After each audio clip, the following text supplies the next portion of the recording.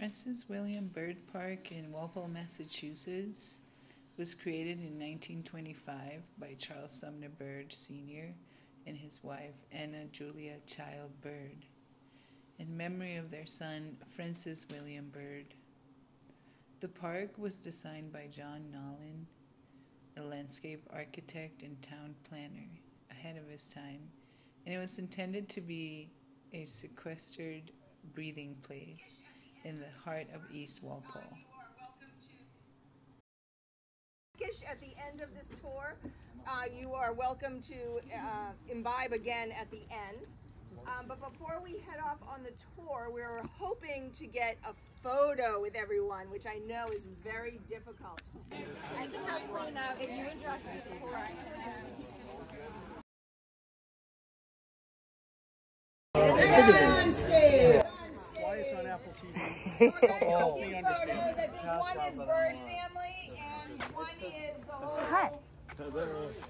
What was Francis William Bird to you? How are you related?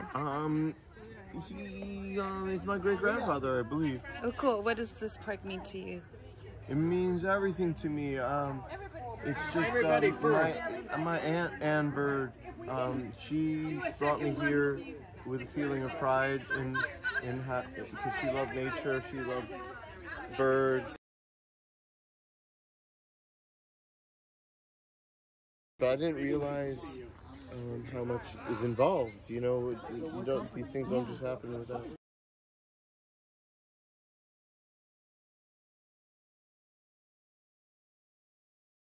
Look it on the wall. Don't disguise. This is the person that put it all together right here. Yeah, I know, but it feels a little heavy on this side. We're good. It's good. A couple more. How about a waving one?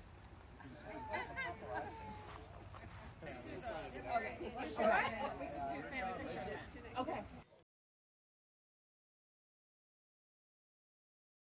Well, my grandfather worked for Bird & Son as well as my dad did, probably when he was younger. We were brought up in Walpole. I'm one of 8. We spent a lot of time in East Walpole with the Groden family, which is one of 15. And we used to swim in the cement pond here and flew a lot of kites, so it was a lot of fun here. And, you know, I got a chance to bring my youngest daughter. She did crossover from Brownies to Girl Scouts on the bridge over here. We moved to the Cape 20 years ago, so it's funny how many memories you have of a place like this. My grandfather played on the Bird baseball team. It was an amateur league. From what I understand, I never got the chance to watch him. I understand he was very good. He was called Bullet. He was the third baseman. And all the funding for around here in that particular league, I think, was done by Bird. And it was one step down from professional baseball. So it's always kind of interesting to hear that type of thing. Thanks. Hi. What's your name? How are you related to Francis William Bird? I'm Emily Gilbert. I am Frank Phillips's granddaughter, and Francis William Bird was his grandfather. So I think that's my great-great-grandfather. Yeah. And what does this park mean to you? It means a lot for our family, especially growing up in Massachusetts, to be able to visit. But we're going to go back in time. To the turn of the century, 19th into the 20th, and Walpole is changing rapidly from an agricultural community to an industrial one. From 1900 to 1910, the foreign-born population of this town has increased about 250%. You do not have the infrastructure, the housing to accommodate that increase. Now the Bird family, the Bird company, they are employing some of these new folks to the area. And the Bird family really wants to improve the life of its employees and really the community broadly. So, like Frank gave a great example in stuff that's directly related to work, the Bird family lowered the working hour from 12 hours to 8, and again without reducing the salary, which was a big deal. And they also help their employees more generally in finding housing, in being able to buy those homes.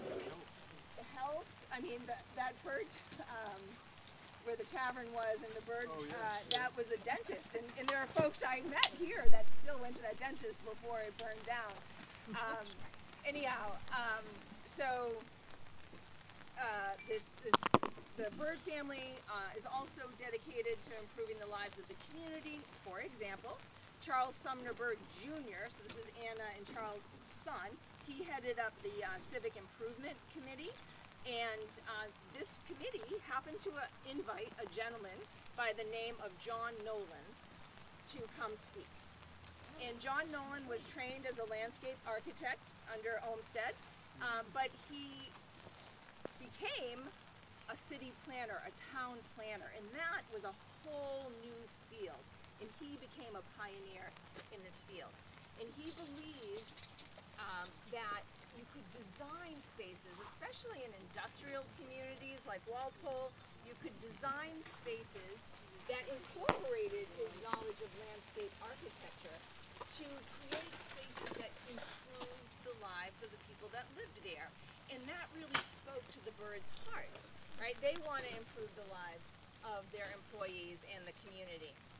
So they are fast friends. In fact, Anna, this is a tangent, sorry, I'll be quick. But Anna gets all the students in Norfolk County to do an essay contest planning a town of the future. And there were like over 8,000 essays that were submitted for that. All right, back on topic. Yeah, so anyhow, they're fast friends. And Nolen goes on to work on many projects here in Walpole for the municipality, but also for the bird family specifically. Nolen, in his career, spends some of his time in England. This is before he came to Walpole. And in England, he comes across this planning method, this design model. It's called the Garden City Movement. And he loves this idea because it combines the best of country and town living. So you have these wonderful green spaces, these natural spaces that you would find in the country, combined with all these wonderful, conveniences you have in town life. It had a park called Francis William, but it was for the father of Charles Sumner instead of his son. A tangent again. So, but things change. The costs increase, the economy changes, and then there's the absolute tragic loss of Francis William. And this changes the birds' idea and to use this land instead as a memorial park in memory of their son. And I have to say, though, they still had their employees and the community in mind, because they purposefully designed it to incorporate different New England landscapes, because at the time, people are not taking their families on vacation here or there to see the different sites. New England meadow, New England pond, and even New England seaside, which I will talk about more later. You could have performances on the front out for very large events like there. Mike mentioned the one that was by Walcott Ave. And so where the playgrounds have been has changed over time. It's been here, I think probably for the longest amount of time, and I can tell you, this is the most popular playground in the area, hands down. Thank you, Jake. Thanks for moving my stuff. Francis William Bird Park in Walpole, Massachusetts was created in 1925 by Charles Sumner Bird Sr. and his wife Anna Julia Child Bird, in memory of their son Francis William Bird. The park was designed by John Nolen, a landscape architect and town planner ahead of his time, and it was intended to be a sequestered breathing place in the heart of the East Walpole. A combination of broad, sun-swept meadowlands, speckled with shadowed glades, higher tree-screened knolls for the lover of shade, the whole set to the music of a babbling stream. So here's the babbling stream that goes through the whole park. It's called Pickerel Brook, and it connects to Traphole Brook, which happens to have the state's healthiest population of freshwater trout, FYI. That goes to the Neponset, and then the Neponset to actually Quincy, where I live. So yes, I'm connected to the park very distantly. Okay. The park was initially owned and maintained by Francis William Park Trust. Over time, parts of the park suffered from vandalism and some neglect, and in 2002, the park was transferred and transitioned to a land conservation organization called the Trustees of Reservations, who now own and maintain the park. This year, I was invited to its 100-year centennial anniversary. Prior to the celebration, there was a restoration with Family Foundation and the Trustees of Reservation.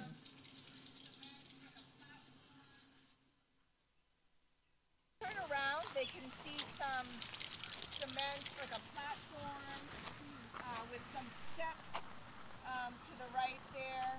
Does everyone see that? It has a picnic table on the right side of it. So what you're looking at there is what's left of what on the edges. Seashells were on the sand. It was intended to mimic a New England seaside experience. It is cement on the bottom of this. Francis William Byrd was a prominent figure in the 19th century Massachusetts politics. Before Francis William Byrd Jr., he was involved in legislature and the abolitionist movement. Well, he served in the Massachusetts House of Representatives and was involved in committees, including those related to Native American affairs and special needs students. He was not a Massachusetts senator. He was a member of the House of Representatives, serving in the legislature. He was the only, he did it on the Progressive Party. He was the only third party candidate. He was the only third party to come in the history of giving federalists. And the Byrd Club was also founded by Byrd. It was a prominent political and social group that met weekly in Boston. And guests included Massachusetts senators, governors, and other influential leaders. Francis William Byrd, also known as Frank, was around 10 years old when his family moved to Walpole. He would have attended local schools before going to prep school and then to Brown University. Upon graduating in 1831, he decided to become a teacher before going to law school. However, he got sick, and on his second year of teaching, he had to return home and never went to law school. Instead, he entered the family business, buying out his brother in 1833 and added a second paper mill to the company in 1838. Over the years, the business weathered financial hardships as well as times of growth. And Frank threw himself wholeheartedly into everything he was involved with. So his business or local improvements or social issues or politics. And initially, Frank's older brother were running the family paper mill. This situation may have freed up Frank to be able to pursue other professions if he wanted to. And it looks like he was the only child of George and Martha Byrd who was able to attend college. So Frank taught for a year, and then his second year he opened his own school in Dedham, Massachusetts, and he advertised this school saying that the long-term plan would be that it would become a school with staying power, but instead it closed within a few years. The president of Brown University even endorsed the establishment of Bird's new school in the advertisement. A few months into the school year, Frank fell ill, and he finished classes on a Friday afternoon, never to return to the school, but went home in East Walpole. Frank remained vested in education, so he was elected to the Walpole School Committee in 1835, and he was associated with the Mission School in Boston. And then he was served as a House of Representative in the Massachusetts State House. He served on 2 committees in 1851 and 1852. And it looked after, these committees looked into the schooling and education of children with intellectual and development disabilities and indigenous affairs. Initially owned and maintained by Francis William Park Trust. Over time, parts of the park suffered from vandalism and some neglect, and in 2002, the park was transferred and transitioned to a land conservation organization called the Trustees of Reservations, who now own and maintain the park. This year, I was invited to its 100-year centennial anniversary. Prior to the celebration, there was a restoration with the help of the Family Foundation and the Trustees of Reservation. This park, as you all know, was created in 1925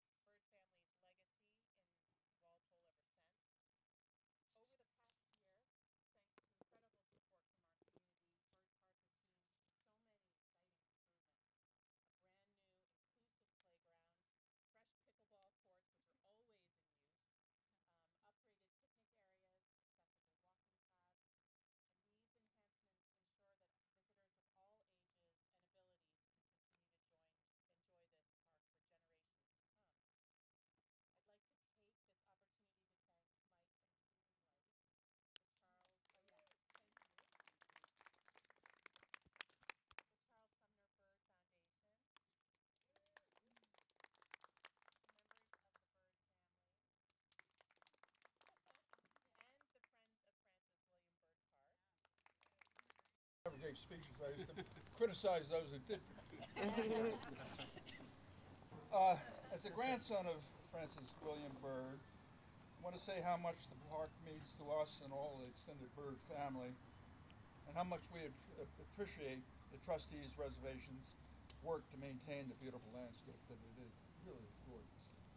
And how much the community cares so much for it, and particularly seeing Mike White and his wife Sue, who have invested so generously in the park and that he grew up in and loved so much. Our family, represented here by so many cousins who came from around the country for this celebration, this park represents to us the 200-year legacy of the Byrd family here in Walpole. George Byrd began making paper on the banks of the Neponset River in 1795, settled here in Walpole in 1805. His descendants expanded the operation, making shoe boxes for the shoe industry. And at the end of the 19th century, Charles Sumner Byrd invented the first manufacturing of the asphalt shingle. But what I think is most impressive was Charles Sumner Byrd's commitment to his workers. He led the way nationally to go from a grueling 12-hour shift to an 8-hour shift without any pay cut, and was among the few who didn't cut back the salaries. He provided his workers with health benefits, funds for housing, and he created recreational fields for workers, and so much more. He despised factory owners who profited from child labor. Billy Byrd, as he was known in the family, Billy, died suddenly from pneumonia in August 1918 at the age of 36 after a routine procedure at MGH. It was a huge blow to his family.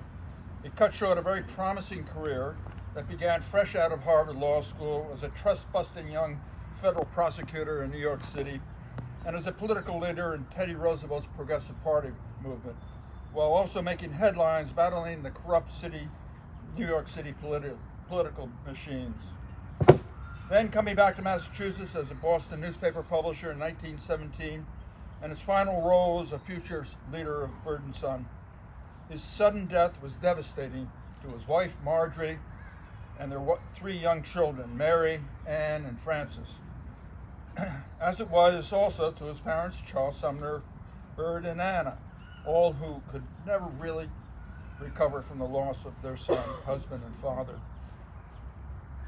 But his parents realized there was no better way to express the family grief than to take this land they owned here, originally designated to provide homes for Bird Son employees, and create a beautiful landscaped park that company workers and neighbors could enjoy.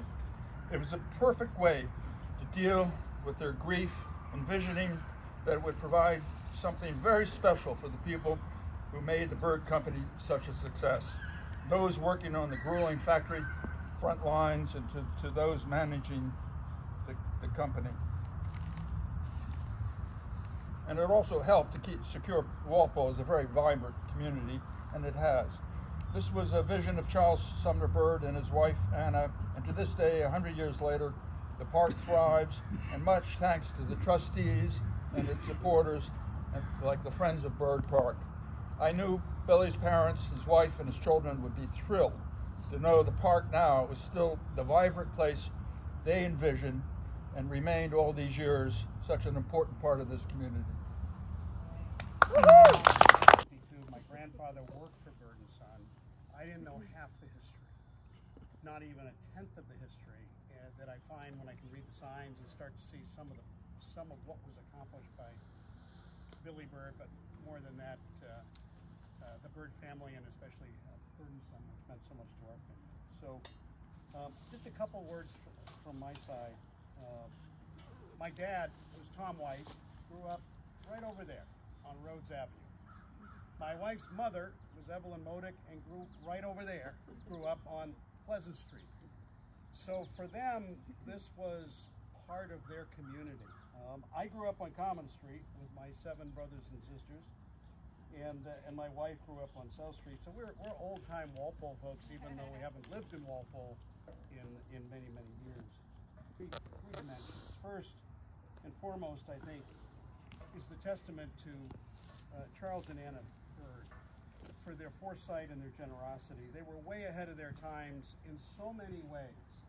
When I think about it as somebody who worked in business as a CEO of a Fortune 500 company, they were way ahead of thinking about a company and its stakeholders, whether they were the workers or the community, as an integral part of the whole ecosystem and the responsibility that they took for both their workers and the community, in addition to making a profit for the owners.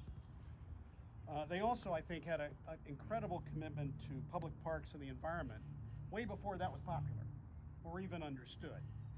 And I think that too shows the foresight and the ability to think in a visionary way about the future that really stands the test of time.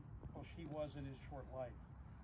But as a small child, I used a swing set and slides that used to be located off of Walcott Avenue, where my grandparents lived. As I got older, I rode my bike through every inch of this park. I played tennis a few times, and I even swam in the old swimming pool before it was removed. And by the way, after my dad died at a very young age of 50, my mom had one thing she wanted. She wanted a family photo of the 8 kids.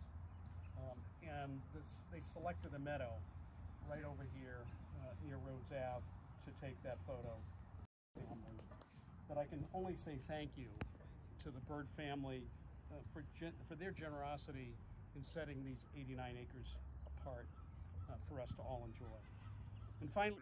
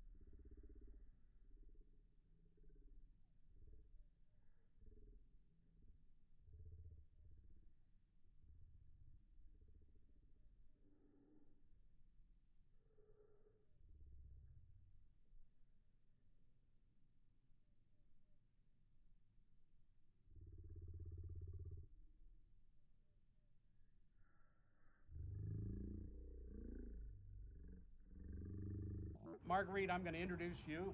Marguerite Krupp was a passionate volunteer with the Friends of Bird Park and is responsible for all of the stuff you see in the little picnic area and some of the signage and the stories that were put up over there. Once Frank's health returned, he began working in the family's paper mill. He formed a paper-making partnership with Stephen Roberts in April of 1833 and bought out his brother's interest in the family's paper mill in October of 1833. He began running the business, thus ending this notion of becoming a lawyer. A few months later, in January 1834, he married Rebecca Hill Cook, and the couple soon welcomed a daughter, and Frank settled into family life. Sadly, this new life Frank was creating did not last. His wife died, and so did his daughter. As a result, Frank threw himself into work, into church, politics, and into social issues. Soon after the death of his wife, he joined the Walpole School Committee, but he also took charge of the mission school at Fort Hill, a neighborhood in Roxbury, a part of Boston. In September of 1837, he participated in Norfolk County Temperance Convention, and he was selected as the person to deal with DWI enforcement. Then in 1838, he purchased a second paper mill, which was next to his current mill in East Walpole. And as the 1840s were beginning, Frank's interest in politics began to grow as he entered a new phase in his life. While working at the Fort Hill Mission School, he met Abby Frances Newell, who was also working there.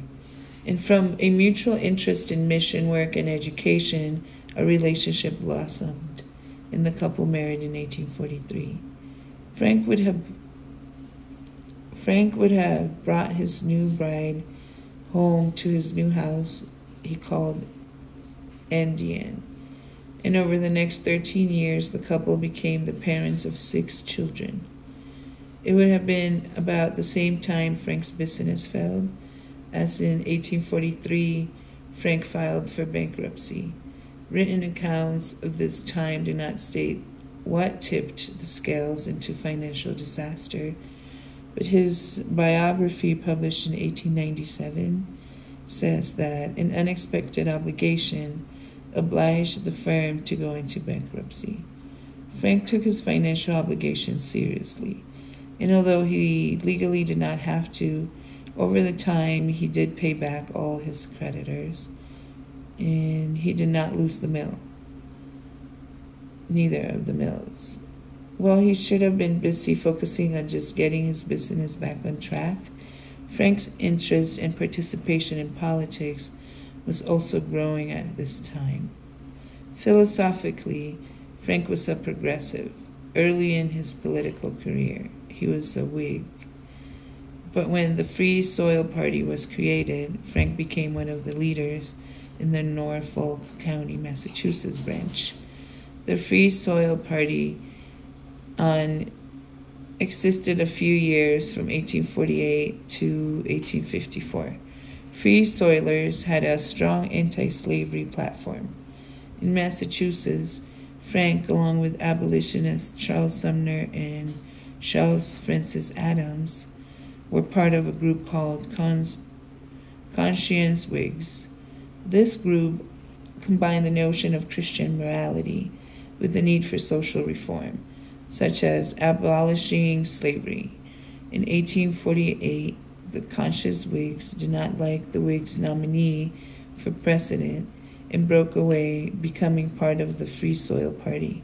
Frank went to Buffalo in 1848 to attend the Free Soilers Convention, where he helped to nominate Martin Van Buren as their presidential candidate.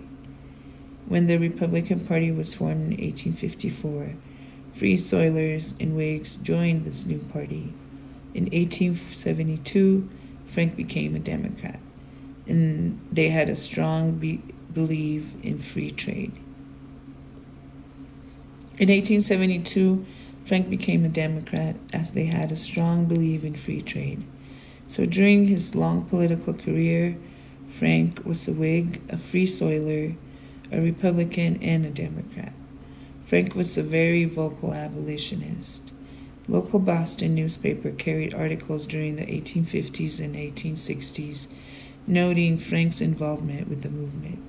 In June of 1854, he gave a speech along with Theodore Parker and Wendell Phillips.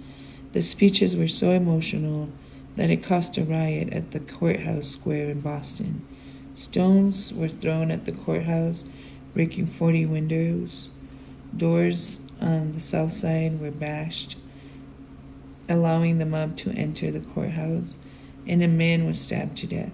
The next day, Parker incorporated the events of the night in his Sunday sermon, insinuating that he and the other speakers were not at fault. Frank was not undeterred by the events of that night, as he continued to speak out against slavery, both as an orator and as a writer. He was a contributing patron, both financially and editorially, to the Chronotype, an anti-slavery newspaper. It is noted in several sources that Frank was a very persuasive and impassioned writer, and that he could be a convincing speaker, but his speaking methods were indifferent. Frank was first elected to the state Massachusetts legislator as a member of the House of Representatives in 1847. Here, he served on a number of committees, one looking into the condition of Indians living in Massachusetts, and another addressing special needs students. He also sat on the board that was to see the extension of the railroad line from Dedham to Blackstone. In the late 1840s, Frank founded an organization called Bird Club, which evolved out of the political issues of the times. It met weekly on Saturday nights for dinner, and it eventually became a political powerhouse of progressive ideas. It was said to be the place where many political decisions were made, long before they became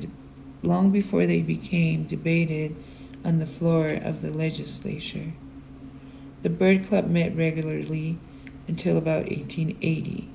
In 1850s and 1860s, he served as a counsel to the governor. In 1860s, he traveled to Chicago for the Republican Convention, where he nominated Lincoln as presidential candidate. In 1868, he ran an unsuccessful campaign to serve in the House of Representatives in Washington, D.C. Frank continued to active in state politics throughout the 1880s, and during these years, Frank worked on many political campaigns, working to get the best politician elected. Looking back at Frank's Bird political career, his name does not immediately come to the forefront. Theodore Parker, Chas A. Adams, S.G. Hoey, G.O.L. Stearns, and Chas Sumner are some of the notable names that come to mind, and all of them were associates to Frank Bird, as well as members of the Bird Club. Frank Bird worked at the paper mill into his 82nd year. Health problems had plagued him ever since his first year of teaching. He swore that a vegetarian diet and daily exercise helped him keep him well. He experienced times of good health as well as times of sickness. The loss of his son, Francis Jr., in 1874 had been a horrible time for Frank and Abby, but when Abby died in November 1892, it really took the wind out of his sails. His obituary, published in Boston newspapers, say that by the time Frank turned 84, he had not been well enough to travel to Boston to see his friends for quite a while, and that he spent much of his day in bed. Many papers reported that his death was hastened by the death of his daughter Mary a week earlier. Frank lived a long and successful life. He gave so much to his family, to his business, into his community. He was wise and kind. Perhaps that's why he was called the Sage of Walpole.